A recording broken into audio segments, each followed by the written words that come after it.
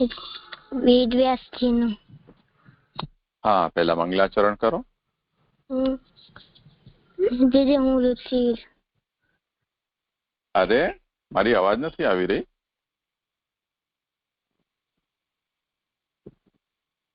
અર્પણ, મારી અવાજ આવે છે? જી જે આવે છે. સારું, તો તું કર મંગલાચરણ. ચાલ. જી જે ચિંતા સંતાન હંતારો યત પદાંબુજરે નવ પ્રિયાનામ તાનિજાચાર્યાન પ્રણમામિ મુહુર્મુહુર્ યદનુગ્રહતો જંતુર સર્વ દુઃખાતિગો ભવેત તમહં સર્વદા વંદે શ્રીમદ્વલ્લભનંદનમ અજ્ઞાનતિમિરન્ધસ્ય જ્ઞાનાંજનશલાકયા ચક્ષુરુન્મીલિतं येन तस्मै श्रीगुरवे नमः नमामि हृदये शेषे लीलाक्षीराब्धिसायिनं लक्ष्मीसहस्रलीलाभि सेव्यमानं कलानिधिं चतुर्भिश्च त्रिभिस्तथा षड्भिर्विराजते योऽसौ पञ्चधारतये मम.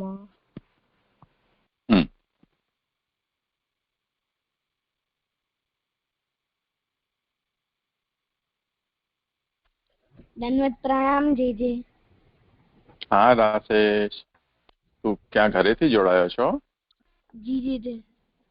અચ્છા, તે કઈ કરે છે પ્રસંગ? જી જી જીજી વેદવ્યાસજી નો કર્યો છે. હે? હા, સંભળાવ તો. કાલે વેદવ્યાસજી નો જન્મદિવસ હતો ને? જી જી. થોડું ફોન પાસે રાખીને બોલ.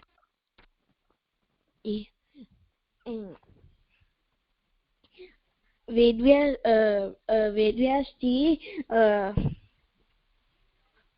થોડાક બહુ તારો અવાજ નથી આવતો રાશેષ. માઇક, ફોન નું માઇક હોય ત્યાં મોઢું લગાવીને અને એકદમ નજીક રાખીને બોલ. જીજી હવે આવે છે? હા, પહેલાથી સારો આવ્યો. ઘણા સમય પહેલા વેદવ્યાસજી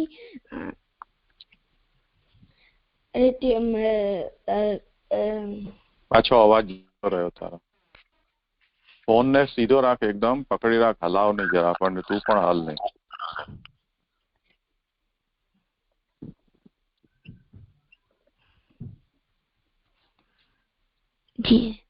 જી ઘણા સમય પહેલા વેદવ્યાસજી અને ગ્રંથોની વેદો તેમને સામાન્ય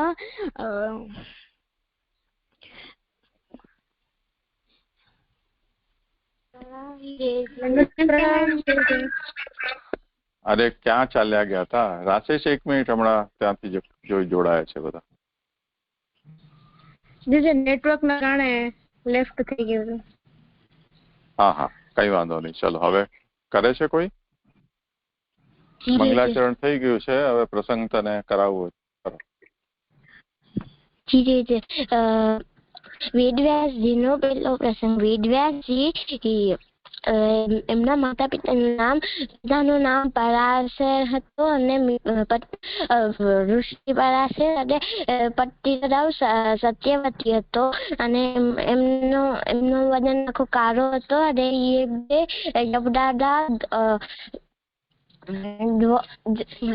યમુનાના દ્વીપે જન્મ લીધો છે. એટલે ત્યાં એમને બધા કૃષ્ણ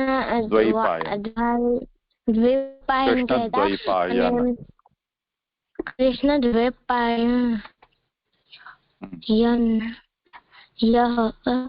એમ કહેતા અને એમને બધી આશ્રમમાં તપ કર્યો હતો એટલે એમને બદ્ધનારાયણ બી કહેતા. અને એમને એક વેદના ચાર વેદ કરી નાખ્યા. એમને વેદના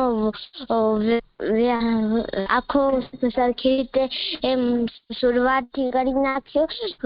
અડધો એક બે એટલે એમનું નામ વ્યાસ હતો, એટલે એમને નામ વેદવ્યાસજી રાખ્યું. વેદવ્યાસજી એમના 4 શિષ્યો હતા. એમને આ વેદવ્યાસજી પોતાના 4 ગ્રંથ શીખવાડ્યા અને પાંચમો મહાભારત કરાવી અને એમના પુત્રને ભી કરાવ્યો. આખી 5 4 વેદ અને 1 મહાભારત શીખવાડી. એમનાથી એમનું નામ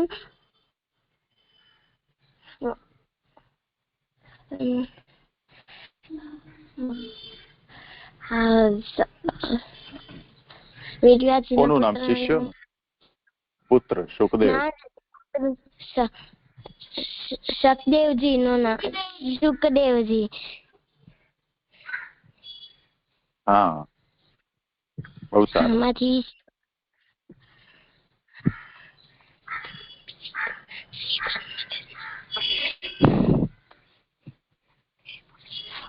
વેદવ્યાસજી ભગવાનના અવતાર હતા.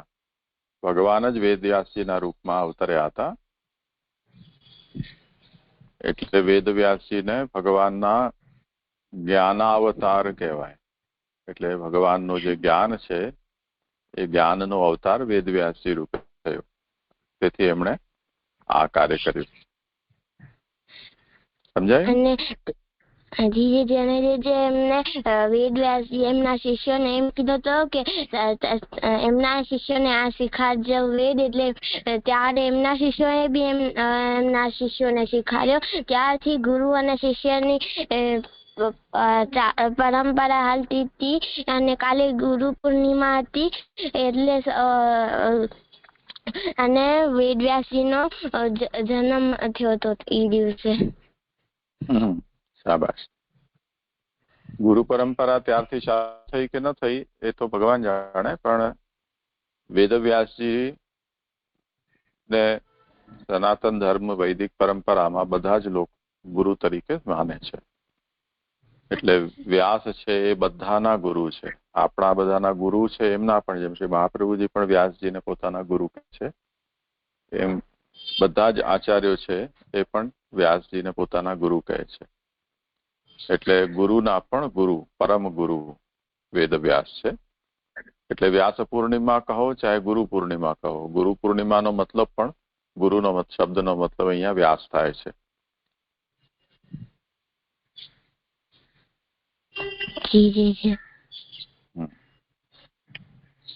આમાં કઈ શીખ છે?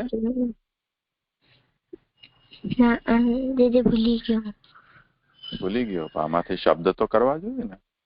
જેમ વેદ છે તો વેદનો અર્થ શું થાય? વેદ એટલે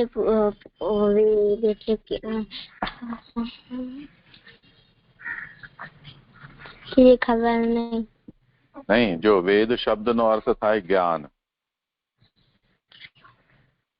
શું થાય?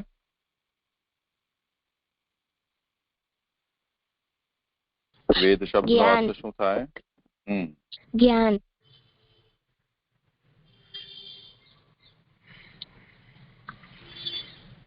કયા જાતનું જ્ઞાન? ઈશ્વરનું જ્ઞાન.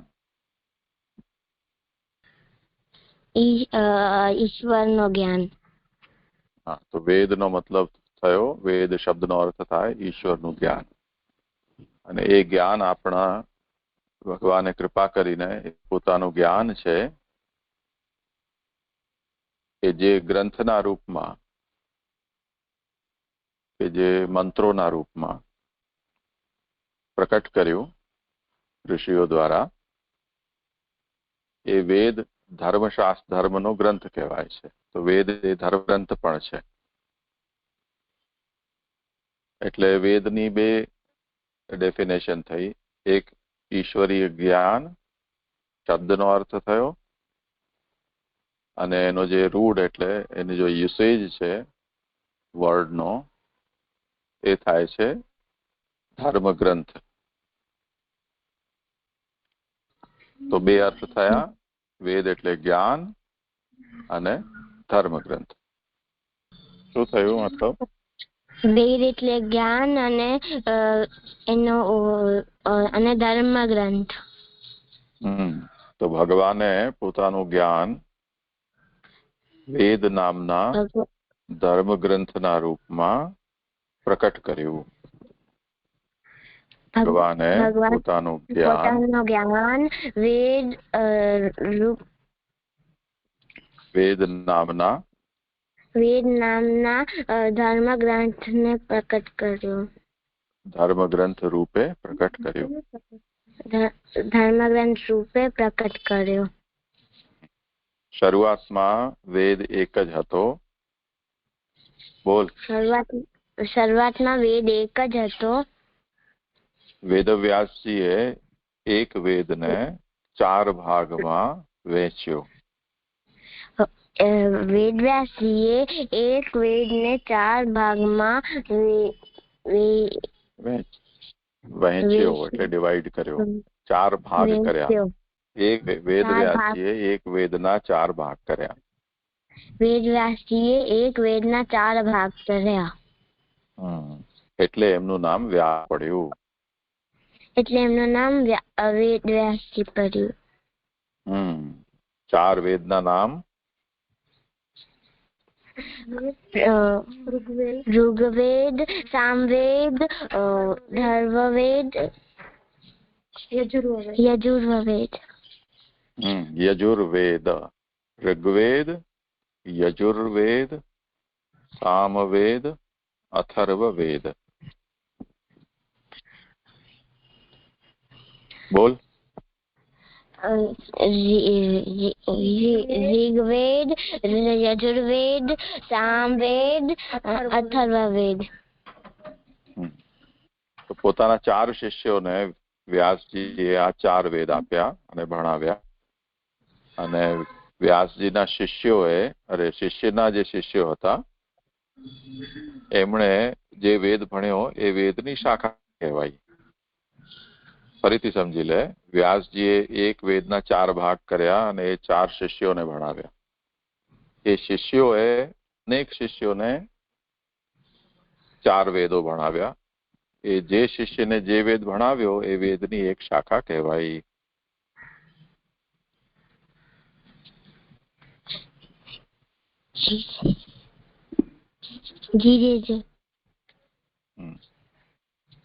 તો તમારી વેદની કઈ શાખા છે? સંધ્યાના છેલ્લે ચતુસાગર પર્યંતમ બોલે છે ને તો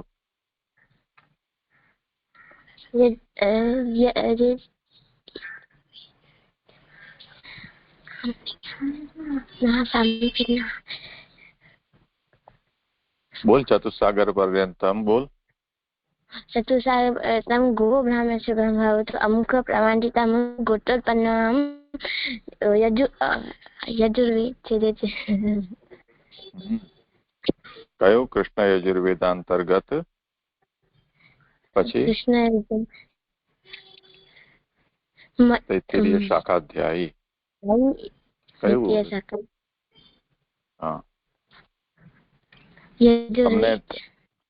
હા, તો યજુર્વેદ થયો એની તૈત્તિરીય શાખા.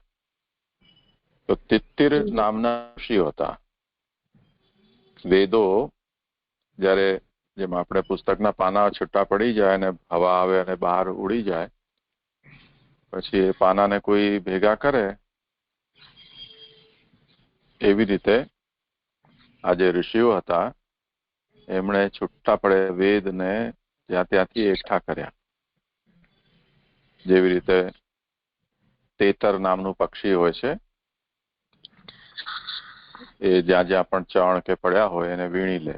એવી રીતે એમણે વેદ વિખેરાયેલા હતા એને વીણી લીધા. એટલે શાખાને ભેગી કરી જે વેદના મંત્રોને, તો એ શાખા પછી તૈત્તિરીય શાખા નામથી કહેવાય. તો એવી રીતે ઘણી બધી શાખાઓ છે. કૌથુમી શાખા, માધ્યંદિન શાખા વગેરે. તો સામવેદની 1000 શાખાઓ હતી.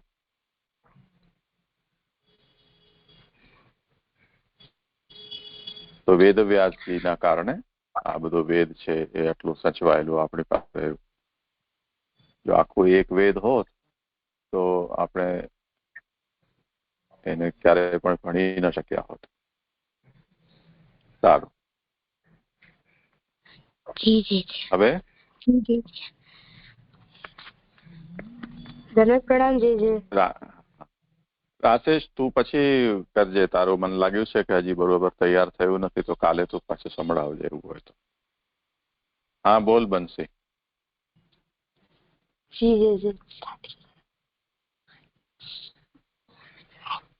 અરે બોલ, શું ચીજ? મોહનનંદ રાય કુમાર, મોહનનંદ રાય કુમાર, મોહનનંદ રાય કુમાર, મોહનનંદ રાય કુમાર, પ્રગટ બ્રહ્મ નિકુંજ નાયક, ભક્ત હિત અવતાર, મોહનનંદ રાય કુમાર, મોહનનંદ રાય કુમાર, પ્રગટ બ્રહ્મ નિકુંજ નાયક, ભક્ત હિત અવતાર,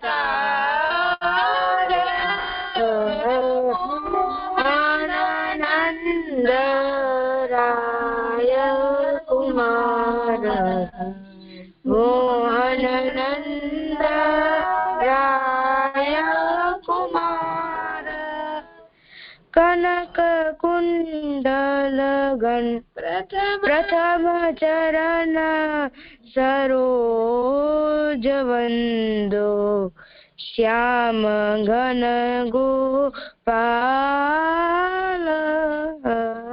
પ્રથમ ચરણ સરોજ વંદો, શ્યામ ઘન ગોપાલ,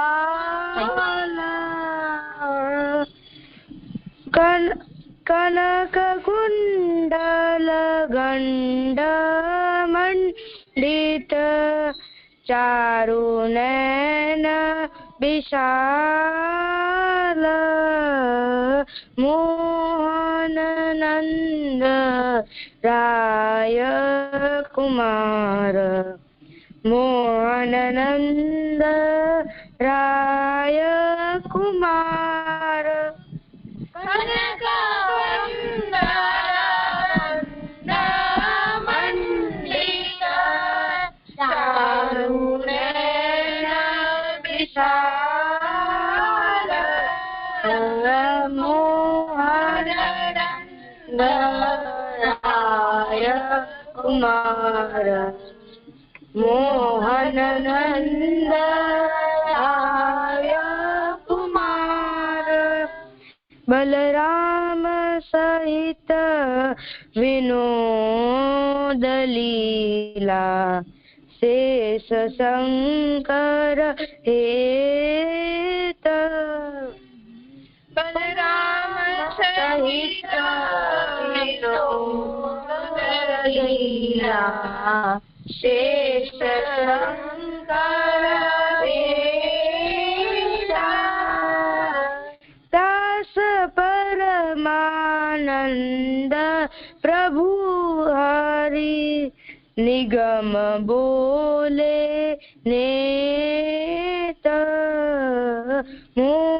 મોહનનંદ રાય કુમાર, મોહનનંદ રાય કુમાર, દાસ પરમાનંદ પ્રભુ હરિ, નિગમ બોલે નેત,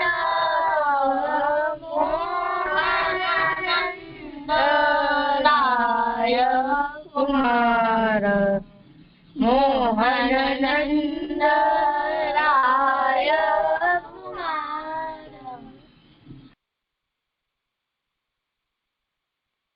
હા સુંદર કર્યું હો. હવે આજે કોણ કરશે?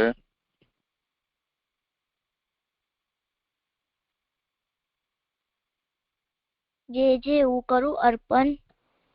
હા કરો ને. તો પહેલાના અધ્યયનમાં આપણે એવું જોયું હતું કે એવો પ્રશ્ન હતો કે કોઈકને નિંદિત કે નિષેધ કક્ષામાં મૂકવું તો એનું ક્રાઇટેરિયા શું છે, અને જે અલ્પશુત છે પણ પ્રેમયુક્ત છે તો એ નિંદિત કે નિષેધ કક્ષામાં આવશે. તો એનો આન્સર એ હતો કે કોઈ વસ્તુને નિંદિત માનવું કે નિષેધ માનવું એ સાપેક્ષ છે. એટલે દરેક વખતે અને દરેક વ્યક્તિ માટે કોઈ વસ્તુ નિંદિત ના હોઈ શકે અને કોઈ વસ્તુ નિષેધ ના હોઈ શકે છે. તો આ બધા પરિસ્થિતિમાં રિલેટિવ છે. હવે જે અલ્પશ્રુત એ ડ્રોબેક છે, પણ ભગવાનમાં પ્રેમ વાળું હોવું અને મોક્ષકામી હોવું આ બધી વસ્તુ ખરાબ કે દોષ વાળું નથી. એટલે જયારે આપણે કશી વસ્તુને નિંદિત કે નિષેધ કક્ષામાં મૂકીએ તો એની ક્રાઇટેરિયા સમજવી જોઈએ. જો કોઈક એવું પૂછે કે પુષ્ટિજીવને અલ્પશુત પણ ભગવાનમાં પ્રેમ વાળા હોય અને મોક્ષકામી વક્તાઓ સાથે સંગ કરવું જોઈએ કે ના કરવું જોઈએ, તો જો પુષ્ટિજીવ આવા વક્તાઓ સાથે સંગ કરશે તો એને કશો લાભ તો થાય જ નહીં, અને મે બી નુકસાનકારક પણ થઈ શકે છે, બની શકે છે. અને જો આ વક્તા માટે પુષ્ટિ જીવ કાયમ માટે સંગ કરશે તો કારણ કે એ અપૂર્ણ છે તો એ પુષ્ટિ જીવની રુચિ પણ બદલાઈ શકે છે. તો આમને અહીંયા તો ક્રાઇટેરિયા એ છે કે તો પેલું તો તમારું જે ઉદ્દેશ્ય છે એ ઉદ્દેશ્ય જે વક્તા સાથે મળતો હોય તો એ વક્તા એ શ્રોતા માટે હિતકારી બની શકે છે. બીજી વસ્તુ છે એ છે કે જો તમે તમારા કક્ષાથી ઉત્તમ કક્ષાનો સંગ કરશો તો તમે તમારી કક્ષાને ઉપર લાવી શકો છો, અને જો ઉત્તમ કક્ષા ના મેળવાય તો અમને નીચેની કક્ષાનો સંગ તો કરવું જ ના જોઈએ. અને આપણે એવી કક્ષાનો સંગ કરવો જોઈએ કે જે આમના સેમ લેવલ પર હોય, કે આપણી સેમ કક્ષા પર હોય. એટલે આપણી નીચે પણ એટલે આપણે નીચે પણ ના જઈએ અને આપણે ઉપર પણ ના જઈએ. હવે જે વિશાળ સપ્ત વક્તાઓ છે તો એ આ સંસારની વૃદ્ધિ એ એમનું ઉદ્દેશ્ય છે. તો જે શ્રોતાઓને આવો જ ઉદ્દેશ્ય હોય કે ઇન્દ્રિયો આપના વિષયોને મેળવાય તો એ ગ્રાહ્ય, તો આ વક્તા એ શ્રોતા માટે ગ્રાહ્ય છે. અને જો જે શ્રોતાને આ ઉદ્દેશ્ય ના હોય તો એ ત્યાજ્ય છે. અને જે મોક્ષકામી કે કર્મ માર્ગી છે તો મોક્ષ મેળવાનું એ એમનું ઉદ્દેશ્ય છે. તો જે શ્રોતાને મોક્ષ મેળવું છે તો એ વક્તાઓ ગ્રાહ્ય છે, અને જે શ્રોતાને આવું ઉદ્દેશ્ય નથી કે એમને મોક્ષ મેળવું નથી તો આ વક્તા ત્યાજ્ય છે. તો જે વધારે નુકસાનકારક છે એ નિષિદ્ધ છે, અને જે ઓછું નુકસાનકારક છે એ નિંદિત છે. હવે સંગ વગર જીવતી રહેવાતું નથી, અને ભગવદીયનો સંગ એ સૌથી ઉત્તમ સંગ છે. પણ જો આવો સંગ ના મળતો હોય તો તમારા કક્ષાથી ઉત્તમ કક્ષાનો સંગ કરવો. એટલે જે કર્મ માર્ગીય મોક્ષકામી અને અલ્પશુત છે તો એ આમને સંદેહ દૂર નહીં કરે, તો ખાલી પરાયણ જ રહેશે, અને પરાયણ પોતાના ઘરમાં પણ થઈ શકે છે. તો આવા વક્તાઓ સાથે સંકરણની જરૂર નથી. તો એટલે આવો ક્રાઇટેરિયા હોય છે. મને એવી સમજણ પડી હતી જે છે. હાજે છે. હા સારું. આમાં તે એક શબ્દ બોલ્યો ને પરાયણ, શાયદ મેં પારાયણ કહ્યું હતું, અને પારાયણનો મતલબ છે રેસિટેશન. મંત્રનો આપણે ઉચ્ચાર કરીએ, ખાલી બોલતા જઈએ, સમજીએ કે ન સમજીએ, બસ ખાલી ગોખણ પટ્ટી કર્યા કરીએ કે બોલતા રહીએ. હવે કોઈ વસ્તુની આપણને સમજ ન પડતી હોય પણ આપણે એનો પાઠ તો કરી જ શકીએ ને, તો એ પારાયણ થયું. અને પારાયણનો મતલબ એનાથી અલગ થાય છે. એટલે એમાં આપણું ડીપ ઇન્વોલ્વમેન્ટ હોય એને પરાયણ કહેવાય છે. સમજાયું? જી. અહીંયા પરાયણ નથી પણ પારાયણ છે. એટલે પારાયણ એટલે રિસાઇટેશન એટલે આમને ખાલી બોલવાનું પણ શબ્દનો અર્થ નહીં સમજણ સમજ નહીં પડતી, અને પરાયણ એટલે આપને એમાં ડીપલી ઇન્વોલ્વમેન્ટ હોવાનું. હા, શાબાશ. તું જયારે હવે ઇંગ્લિશમાં રોમનમાં તું લખતો હોઈશ ને, તો એમાં એક ઇન્ડિયન લેંગ્વેજ માટે ડાયાક્રિટિકલ માર્ક્સ કહેવાય છે.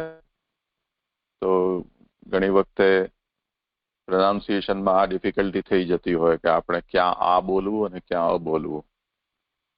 PARA, હવે એમાં પરા બોલવું, પારા બોલવું કે પાર બોલવું કે પર બોલવું એ નક્કી ન થાય.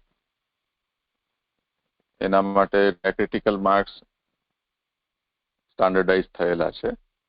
એમાં PA પછી એના ઉપર ઓવર સ્કોર આપણે કરીએ તો એનો ઉચ્ચાર આ કરવો એવું થાય. તો PA over score, RA over score, તો પારા. અને જે એન છે એનો ઉચ્ચાર ન પણ થાય અને ન પણ થઈ શકે. તો એને ડેસિફર કરવા માટે એન ના નીચે જો આપણે એક ડોટ કરીએ તો એનો મતલબ થાય એ ન નથી પણ ણ છે. સમજાય? જી જી. તો એ તને ડાયાક્રિટિકલ માર્ક્સ છે ને હું મોકલીશ. તમે જો આપણે હિન્દી ગુજરાતી લેંગ્વેજ ન લખી શકતા હો અને અંગ્રેજી હિન્દી ગુજરાતી વાંચતા હો તો તમે આ માર્ક્સનો ઉપયોગ કરી શકો સમજવા માટે. જી જી. તમારી પાસે જો પ્રવેશિકા ઇંગ્લિશની હોય તો એમાં એ માર્ક્સ આપણે આપ્યા છે. પુષ્ટિપત્ર, મેન્યુઅલ ઓફ ધ ડિવોશનલ પુષ્ટિ છે, એમાં પણ એ ડાયાક્રિટિકલ માર્ક્સ આપેલા છે. તો એનાથી પણ શીખી શકાય. પણ એની ગાઈડ તને હું મોકલી દઈશ, તમે જોજો. ઠીક છે. હવે આગળ શું? કાલે આપણે જે શ્લોક કર્યા એ બાકી રહ્યા ને?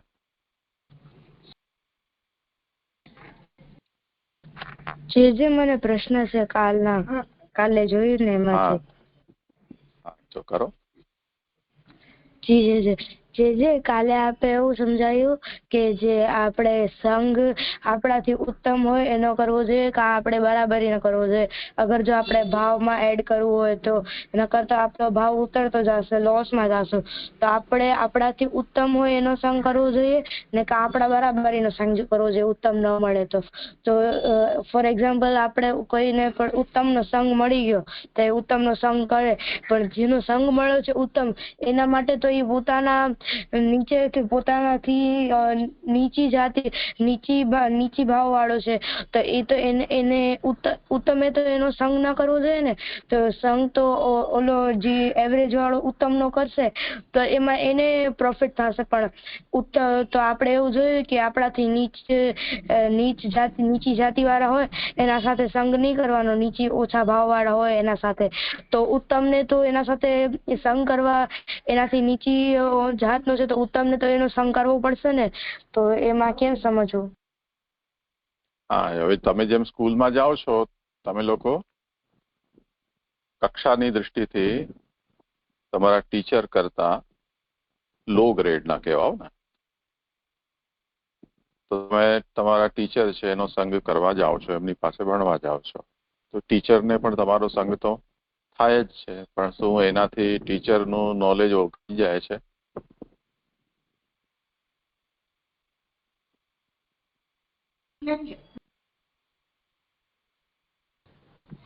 ના છે. એ જ રીતે અહીંયા પણ સમજવાનું. જેનું નોલેજ વધારે છે એને તમારી જરૂર થોડી છે, તમને એની જરૂર છે, તો તમે એની પાસે જાઓ છો. તો એનાથી આપોઆપ જ એ એક જાતનું સ્ટેટ ઓફ માઇન્ડ આપણું બની જાય છે બંનેનું, કે આપણે એમની પાસેથી મેળવવાનું છે અને મારે આને આપવાનું છે. તો વિદ્યાર્થીએ શિક્ષક પાસેથી પ્રાપ્ત કરવાનું છે, શિક્ષકે વિદ્યાર્થીને આપવાનું છે.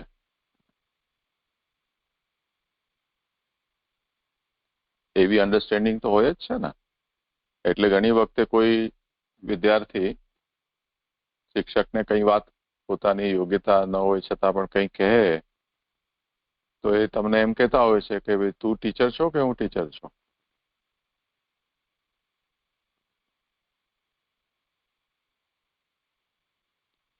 તો જ્યારે જેનો બીજ ભાવ દ્રઢ નથી એવો પ્રારંભિક ભક્તિ માર્ગની અવસ્થામાં છે એ જો પોતાથી શ્રેષ્ઠ હોય એનો સંગ કરવા જશે ત્યારે પણ બંનેની એ સમજ રહેશે કે મારે આમની પાસેથી મેળવવાનું છે, સામેવાળાને એ સમજ રહેશે કે મારે આમને આપવાનું છે. એટલે જે ઉતરતી કક્ષા છે એનો પ્રભાવ ઉચ્ચ કક્ષાનાને લાગુ નહીં પડે.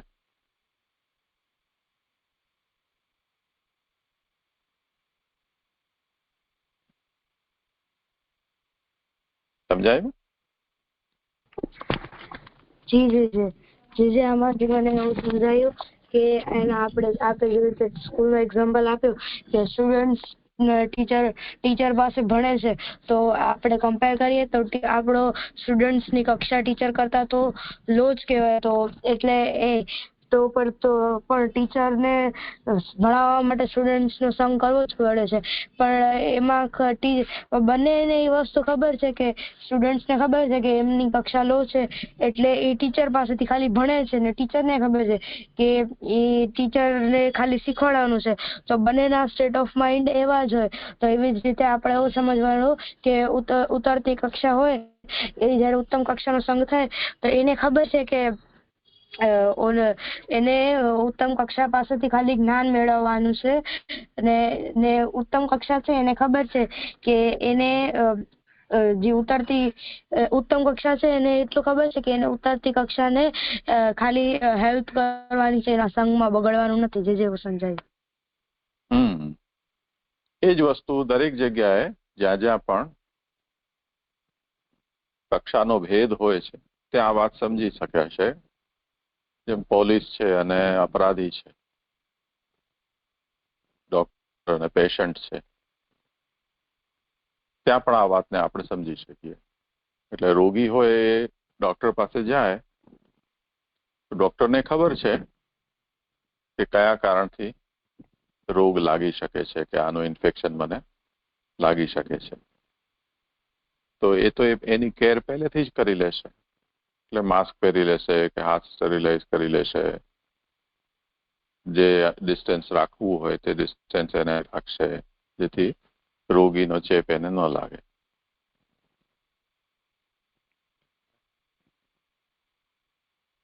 તો આ છે બધી જગ્યાએ સમજવા. પણ વાત એટલી છે કે જો ટ્રીટમેન્ટ માટે કોઈ પેશન્ટ આવી રહ્યો છે ડોક્ટર પાસે અને એટલા પૂરતું જો એની ટ્રીટમેન્ટ આપે અને તું તારે ઘરે હું મારા ઘરે તો કોઈ પ્રશ્ન નથી. પણ ઘણી વખતે એવું થતું હોય છે જે ઇન હાઉસ પેશન્ટ હોય છે, એટલે હોસ્પિટલની અંદર જે પેશન્ટ રહેતા હોય છે એમની પરિસ્થિતિ એવી હોય છે કે એમનો ઈલાજ પોતાના ઘરમાં થઈ શકે એમ નથી, તો એમને અહીંયા રાખવા પડે. ક્રિટિકલ હોય એટલે સીધી જ વસ્તુ છે કે એમાં રોગની ઇન્ટેન્સિટી પણ વધારે છે અને ડોક્ટરે પણ એને ફ્રીક્વેન્ટલી વિઝિટ કરવું પડે. તો તે સ્થિતિમાં એવું બનતું હોય કે ડોક્ટરને પણ ઇન્ફેક્શન લાગી જતા હોય છે. કોરોનામાં ઘણા બધા ડોક્ટર મરી ગયા. તો એવું થઈ શકે,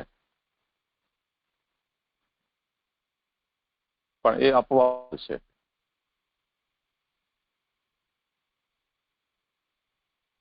કેમ કે આટલો મોટા સ્કેલ ઉપર કોરોનાનો એકદમ રોગચાળો ફાટી નીકળ્યો, લાખોની પણ કરોડોની સંખ્યામાં લોકો કોરોનામાં આવી ગયા. તેમ છતાં પણ હજી ડોક્ટર્સ જેટલા પેશન્ટ્સ મર્યા છે એટલા ડોક્ટર્સ મર્યા નથી. એટલે આપણે એને અપવાદ કહીશું. એવી જ વસ્તુ છે જ્ઞાન અને અજ્ઞાનના વિષયમાં પણ છે. અજ્ઞાન જેના અંદર છે એ વ્યક્તિ જ્ઞાનીનો સંપર્ક કરે, એનો સંગ કરે જ્ઞાન પ્રાપ્ત કરવા માટે, તો જ્ઞાનીને તો પહેલેથી જ એ ખબર છે કે શું વસ્તુ અસત્ય છે, શું વસ્તુ સત્ય છે. તો અજ્ઞાનીની મૂર્ખ જેવી વાતો કંઈ પણ હશે તો પણ એનાથી જ્ઞાની વ્યક્તિ પ્રભાવિત નહીં થાય. એને સત્ય થોડું માની શકે.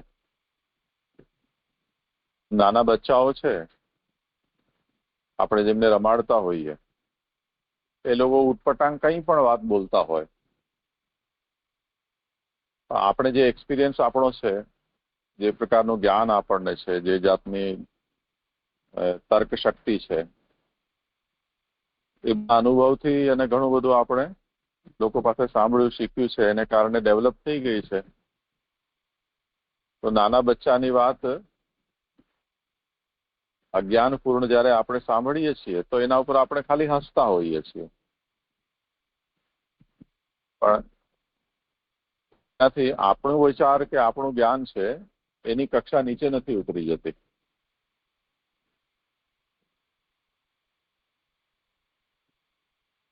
જે મેથેમેટિક્સની અંદર કોઈ આપણને એમ કે 1 અને 1 2 થાય કે 1 ને 1 11 થાય, આપણે બિચારા બચ્ચાને આપણે 1 અને 1 2 થાય એવું શીખવાડ્યું હોય, પછી થોડા સમય પછી 2 એકડા સાથે લખેલા હોય અને એને બચ્ચોને આપણે એમ શીખવાડી કે 11 છે, તો બચ્ચો એ વાતને ન સમજી શકે. પહેલા તમે એમ કહેતા હતા કે 2 થાય ને હવે તમે એમ કહો છો કે 11 થાય. બંને વસ્તુ થાય એ વાત સાચી છે, પણ 1 માં 1 જોડો એટલે પ્લસ કરો તો 2 થાય છે. એવી રીતે પ્લસ કરવાથી 11 નથી થતું. એ વાતને સમજતા એને થોડો સમય લાગશે.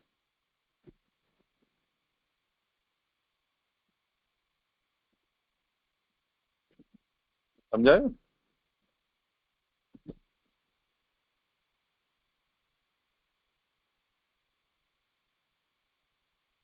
ક્યાં ગયા? જી જી જી સમજાયું. હા, હવે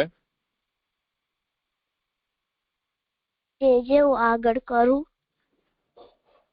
હા, પણ હજી કાલના શ્લોકનું આપણને આવર્તન કરવાનું બાકી છે. મને એમ છે કે કાલે આપણે કર્યા જ નથી. એટલે આપણે ક્યારે કર્યું? શનિવારે આપણે કંઈક કર્યું હતું ને?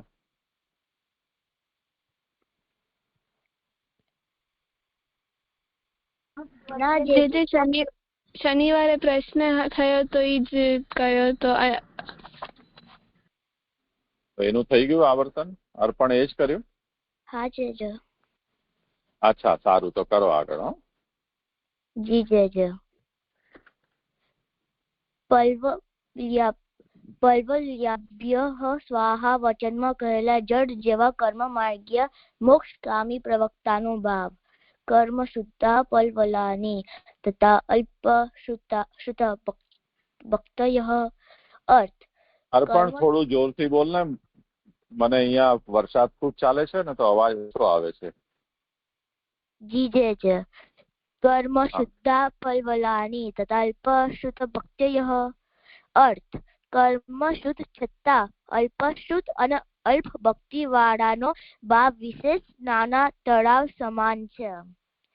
તો મને આમાં એવી સમજણ પડી હતી કે જે કર્મથી શુદ્ધ છે એટલે જે ભગવાનને અનુલક્ષીને કર્મ કરે છે કે ભગવાન અર્પણ કરીને કર્મ કરે છે. આ લાઈન થઈ ગઈ છે અને પછીનું છે. નહીં, આ નથી થયું. મેં તો નથી સાંભળ્યું. કર્મ શુદ્ધા એ ક્યારે આવ્યું છે? જે નહીં થયું. હા, નથી થયું. ત્યાં ગયા જન્મના સંસ્કાર હશે, ગયા જન્મમાં તે કર્યું હશે. બનશે.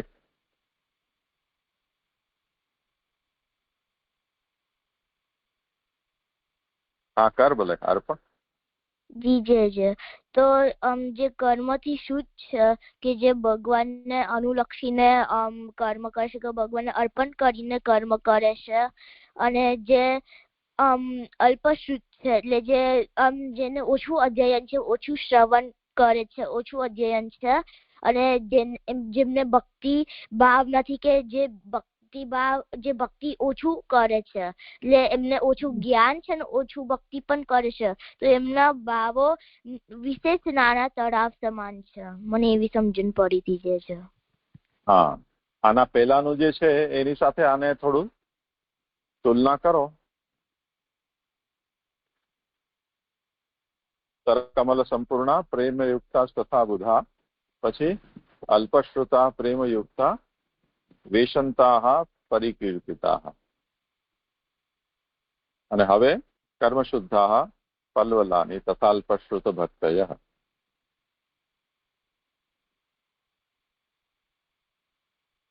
અલ્પશ્રુતા પ્રેમયુક્તા,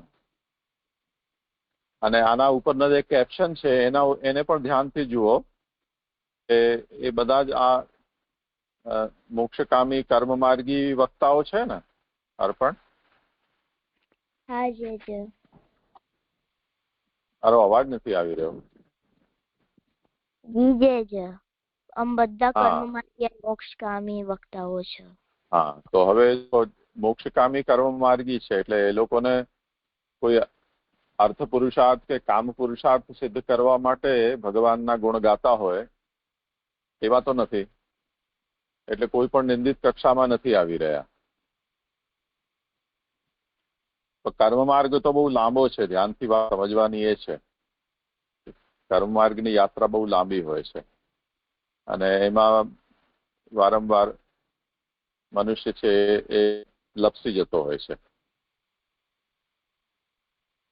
એટલે સકામતા કોઈ પણ વખતે મનુષ્યના અંદર આવી જતી હોય.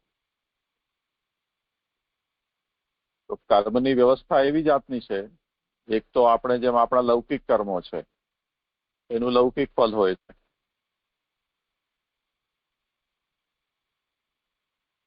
જે શાસ્ત્રીય કર્મ છે એનું શાસ્ત્રીય ફલ હોય છે, આધ્યાત્મિક ફલ.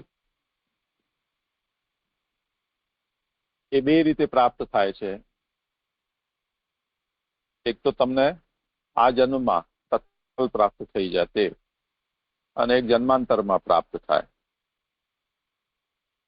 તો બંને રીતે ભગવાન કર્મનું ફલ આપે છે. એમાં એક એવી પ્રસિદ્ધિ છે કે અત્યુગ્ર પુણ્ય પાપ નામ ઇહૈવ ફલમશ્નુતે. બહુ ઉગ્ર પ્રકારના પાપ કે પુણ્ય હોય એનું ફલ મનુષ્યને અહીં જ મળી જતું હોય છે, એવું પણ બને છે.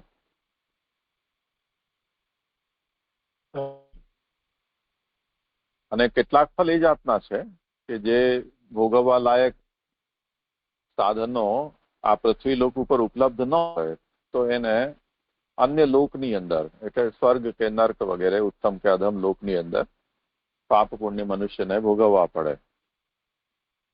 એ જ રીતે અત્યારે આ જન્મમાં મનુષ્યને જે વર્ણની પ્રાપ્તિ થઈ છે કે જે કુલની પ્રાપ્તિ થઈ છે,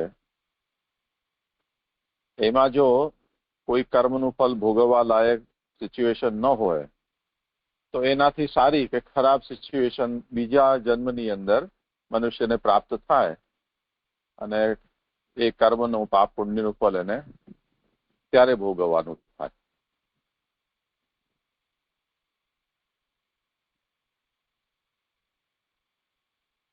તો આ જે આખી યાત્રા છે અને એમાં સૌથી મોટી સમસ્યા એ છે, સમસ્યા કહો તો સમસ્યા, અને ઠાકોરજીની લીલા કે ઈચ્છા કહો તો લીલા કે ઈચ્છા, કે કયા કર્મથી મનુષ્યને કયું ફલ મળશે કે અત્યારે મળી રહ્યું છે કે ભૂતકાળમાં શું મળ્યું આનો કોઈ નિર્ણય આપણે કરી શકીએ એમ નથી. બીજું, કર્મ જે છે એ આપણા નેચરમાં છે, મનુષ્યના સ્વભાવમાં છે. એટલે કર્મ વિના કોઈ મનુષ્ય રહી નથી શકતું. મરે ત્યાં સુધી એને દિવસ રાત એટલે સૂઈ જાય તો પણ એના કર્મ ચાલુ જ હોય છે. એને કારણે કેટલાક કર્મો જે આપણે સમજી વિચારીને કરતા હોઈએ એ અમુક પ્રકારના ફાયદા કરે છે, સારા ખરાબ જેવા કર્મ હોય તે અનુસાર. અને ઘણા બધા કર્મ એવા પણ છે કે જે આપણે અજાણતા કરતા હોઈએ છીએ, આપણાથી થઈ જતા હોય. એ પણ કોઈક ને કોઈક પ્રકારનું રિઝલ્ટ પેદા કરે છે, કર્મફળ પેદા કરે છે. તો એને કારણે કર્મનો જે આપણું અકાઉન્ટ છે એ અકાઉન્ટની અંદર આપણે સમજી વિચારીને કરેલા કર્મ પ્રમાણે જ આપણા કર્મના અકાઉન્ટમાં પાપ પુણ્ય જમા થયા હશે એવું આપણે વિચારીએ. જેમ ઘણા લોકો ડાયરી લખતા હોય ને એમાં રોજ શું કર્યું એવું એમની પાસે હિસાબ હોય, એનાથી એમને ખબર પડે કે એમણે કયા સારા ખરાબ કર્મ કર્યા. પણ જ્યારે ભોગવવાનો અવસર આવે, એનો નિર્ણય થતો હોય, તે વખતે એકદમ સરપ્રાઈઝના રૂપમાં એવી મોટી લિસ્ટ એવા કર્મોની આપણી સામે આવી જાય કે જેને આપણે આપણી ડાયરીમાં લખ્યા જ ન હોય, એટલે આપણે એને કન્સિડર જ ન કર્યા હોય કે આવું કર્મ પણ આપણે કોઈ કર્યું છે. અથવા તો એ એવા કર્મ જેને આપણે ઇગ્નોર કર્યા હોય કર્મ તરીકે, એને પણ આપણા હિસાબમાં બહુ સિરિયસ નેચરના કર્મ તરીકે લખી દેવામાં આવ્યા હોય. તો જો આપણે એવું ગણતરી રાખતા હોઈએ આટલું આપણે કર્યું છે તો આટલા જન્મની અંદર હવે પછીથી આપણો હિસાબ એકદમ બરાબર થઈ જશે અને હવે પછીથી આપણને જન્મ નહીં લેવો પડે, તો એવું કેલ્ક્યુલેશન કર્મમાં કામ નથી આવતું, એટલે સાચું નથી સાબિત થતું.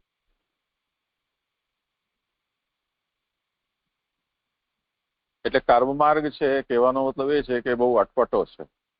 જો ભગવાને નક્કી કર્યું હોય કોઈ જીવાત્માના વિષયમાં એમ કે આનું જે કંઈ પણ થશે એ કર્મ પ્રમાણે જ આપણે એને ફલ આપીશું,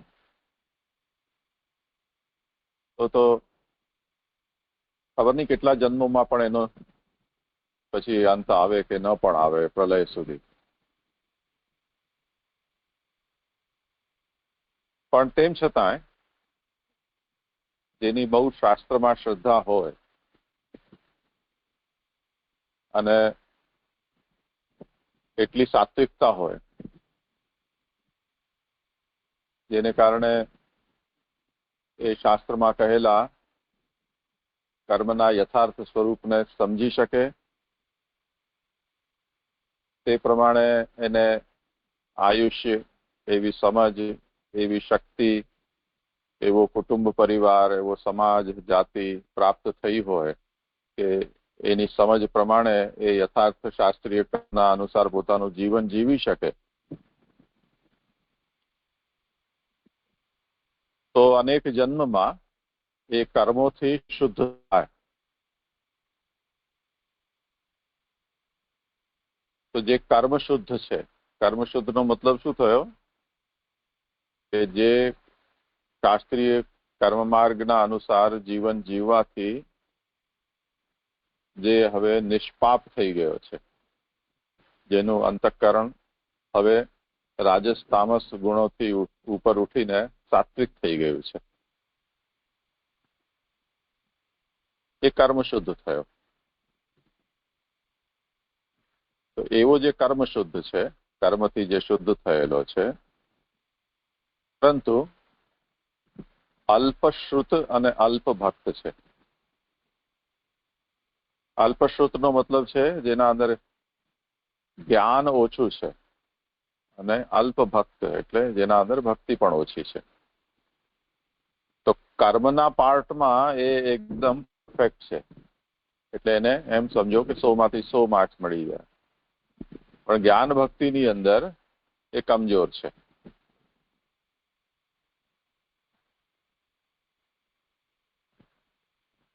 તો પૂર્ણતા ત્યારે થાય,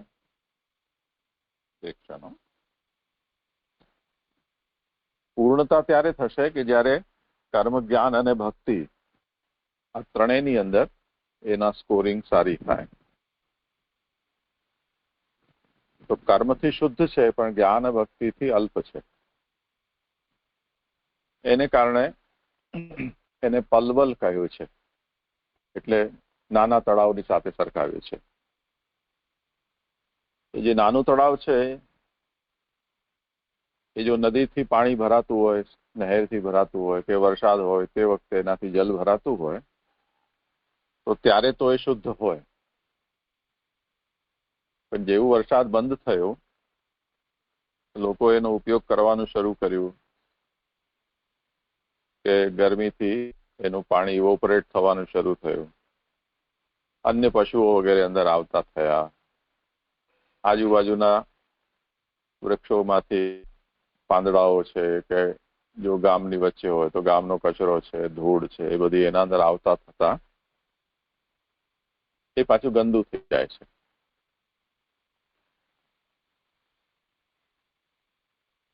તો જે કર્મ શુદ્ધ છે પરંતુ જ્ઞાન ભક્તિની જે અંદર અલ્પતા છે, એવા જે પ્રવક્તાઓ છે એના ભાવ નાના તળાવ જેવા છે, ખાબોચિયા જેવા.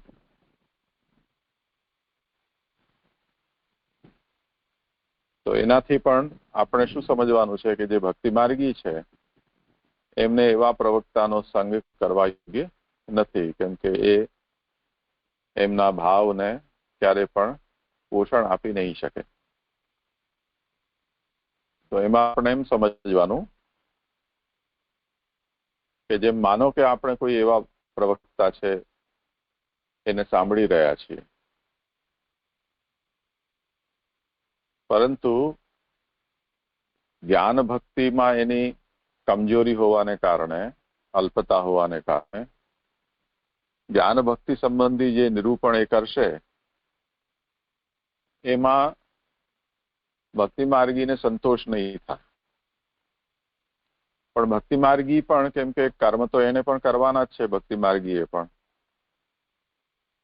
તો કર્મના વિષયમાં ભક્તિ માર્ગી કેવલ સંતુષ્ટ થશે. તો જેમ આપણે ભોજન કરવા બેસીએ તે વખતે અમુક વસ્તુ આપણને ભાવે, અમુક વસ્તુ ન ભાવે. જે ભાવતી વસ્તુ હોય એ આપણને પીરસવામાં આવે તો એને આપણે બહુ આનંદથી એનો સ્વાદ લઈએ, અને જે ભાવતી વસ્તુ ન હોય એને ખાલી આપણને પેટ ભરવા ખાતર પેટમાં નાખી દઈએ.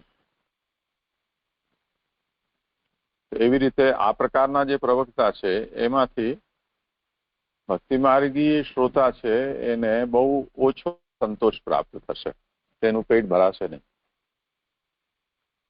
એટલે એવા પ્રવક્તાનો સંગ નહીં કરવો, કેમ કે આમ પણ કર્મ માર્ગી હોવાને કારણે અને મોક્ષકામી હોવાને કારણે એનું લક્ષ્ય તો, એનું ધ્યાન છે એ તો મોક્ષ તરફ જ વધારે રહેશે, ભગવાન કે ભગવાનની ભક્તિ તરફ નહીં હોય. આ વાત આમાં ખાસ સમજવાની છે. સમજાયું અર્પણ? જે મને એવી સમજણ પડી કે જે કર્મ માર્ગીય જે છે તો એ જે કર્મ માર્ગ જે છે બહુ એની યાત્રા બહુ લાંબી હોય છે, અને ઘણી વખતે મનુષ્ય લપસી જાય છે. એટલે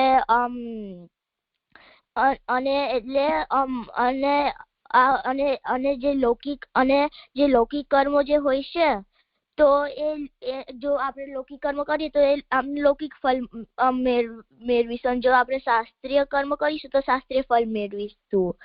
હવે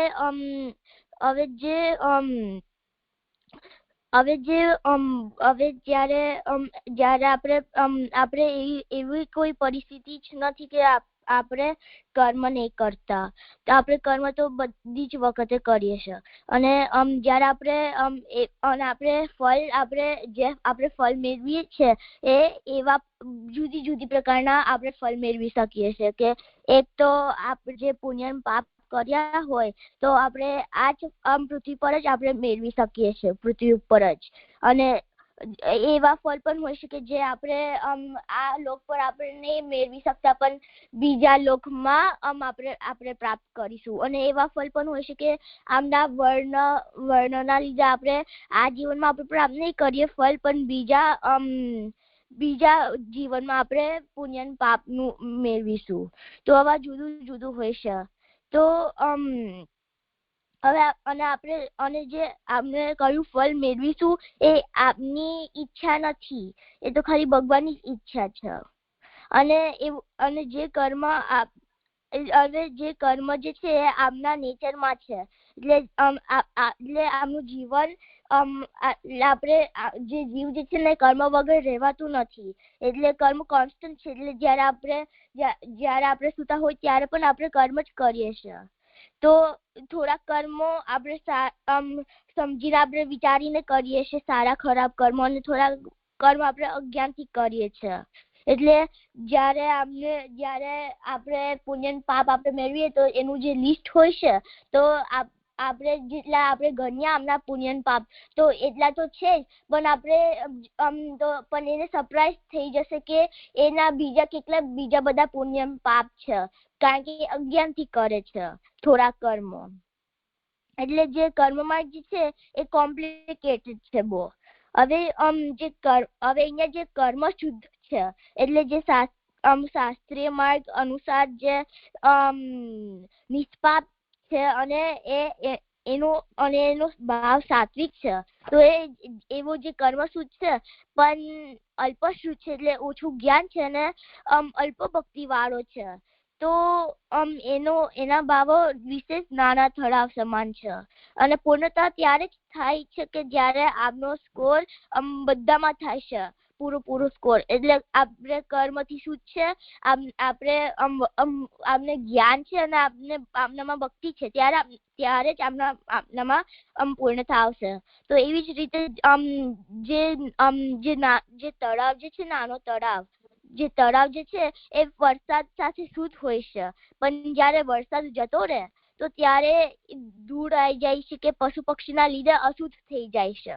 એટલે એમના ભાવો એટલે જે કર્મથી શુદ્ધ છે પણ અલ્પશુદ્ધ અને અલ્પ ભક્તિ વાળો છે, તો એમના ભાવો નાના તળાવની જેમ છે. હવે જે ભક્તિ માર્ગીય છે તો એને સંતોષ બહુ નહીં મળે, ઓછો સંતોષ મળશે. કારણ કે ભક્તિ માર્ગીય તો એને તો કર્મ કરવાનું જ છે ને, જે ખાલી કર્મ શુદ્ધિમાં જ એને સંતોષ મળશે, એટલે એને ઓછો સંતોષ પ્રાપ્ત થશે. તો એટલે આવા પ્રવક્તાનો અમને સંગ કરવો ના જોઈએ. મને એવી સમજણ પડી છે. હા, બહુ સારું. ઠીક છે, આજે સમય થયો છે. હજી આ વિષયમાં કોઈને કંઈ કેવું પૂછવું હોય તો પછી કાલે ચર્ચા કરીશું.